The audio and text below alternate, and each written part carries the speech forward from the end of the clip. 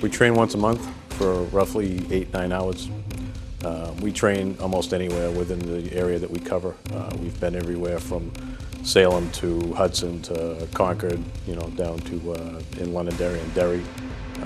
We try to break it up quite a bit. The ranges we use are in Pelham and also Hudson and Concord, so we have 3 different ranges we use on occasion, so we move around quite a bit.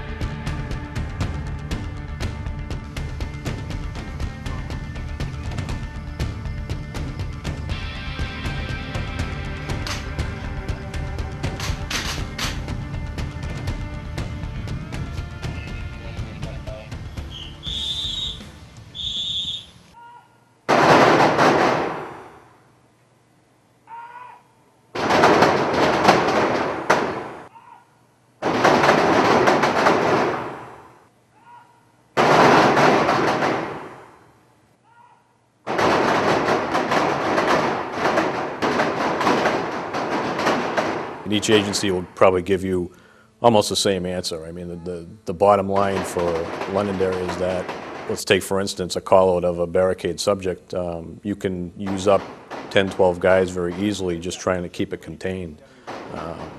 Patrol, the guys on the road, there's not enough coverage for that.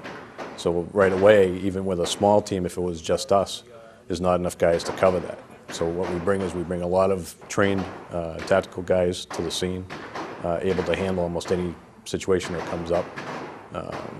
Every agency will look at it that way, where instead of just having, spending the money for just 7 guys to have a small team that can only handle a certain portion of things, they look at it as, geez, 60 guys that can handle, a great variety of scenarios that could come up. For Londonderry ourselves, we have the airport, as current events would show, as with terrorism and everything else that's coming up for Homeland Security, we do find ourselves branching out a little bit further in different areas that we haven't had to worry about before. We have done training, cross-training on aircraft. We've trained with the FBI, Secret Service for different things, so it's a huge benefit. If you're looking at just Londonderry, it's a huge benefit.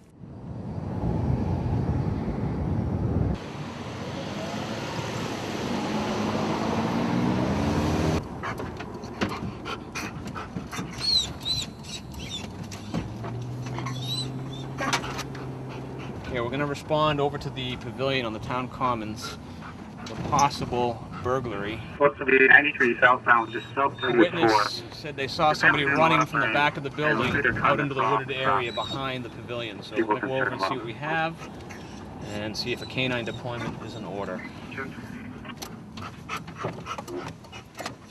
I've been with the department about 7.5 years now, and I've been a canine handler since I got appointed to the position in about June of 2001. I picked Zip up in August of 2001, and we completed the Basic Patrol Academy in November of 2001. So we've been fully certified for just over 3 years now. Right after September 11th, 2001, at the time I was in the Air National Guard, my unit got activated. It was the 102nd Fighter Wing down in Otis, and we were activated to do combat air patrol up and down the East Coast.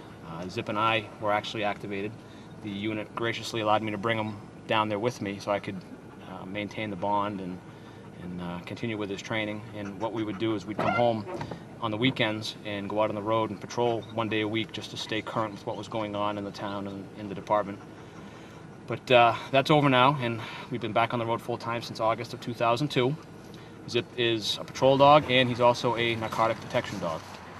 What I need for a track is a starting point. I bring the dog up, I attach his tracking harness and position it in a certain way. I give him the command to track, and he'll instantly put his nose to the ground starts searching. And once he locates human scent, he'll follow it.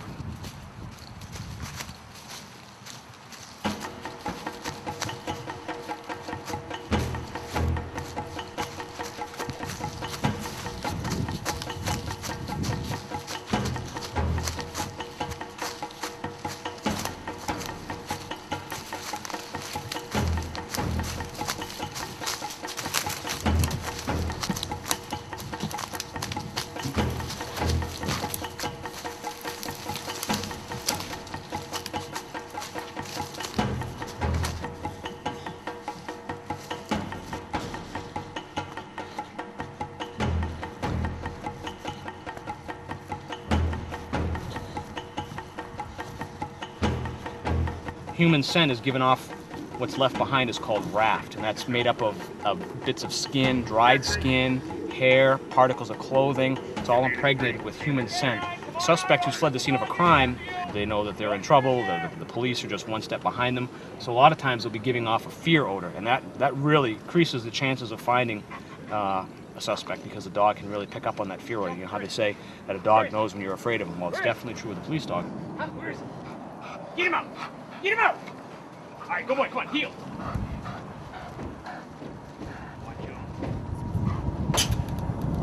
boy. Oh, that's a good dog. Good boy. All right, turn around, face away from me. Put your hands on top of your head. At this point, I'd have the backup officer that's with me take him into custody, handcuff him, search him, and then we'd walk back out to the cruiser. Depending on where we were, we could either have another unit pick us up if we were on a side street or something like that. If we're out in the middle of nowhere, the dog can do a backtrack. I can just tell them to turn around and we'll track ourselves back out of the woods. If my stress level is high, if I'm excited, then it goes right down the leash to him. If I'm talking to a group of people and I keep my voice low and calm, he has a tendency to calm right down, and he can tell that it's something that I'm not concerned about. However, if I get out and it becomes necessary for me to raise my voice and yell towards people or at people, he gets very upset, because he can tell that I'm now agitated, and he'll act accordingly. He'll bark and he'll try to get out of the kennel, the back of the car, if he has to. Good boy! Come on! Good boy!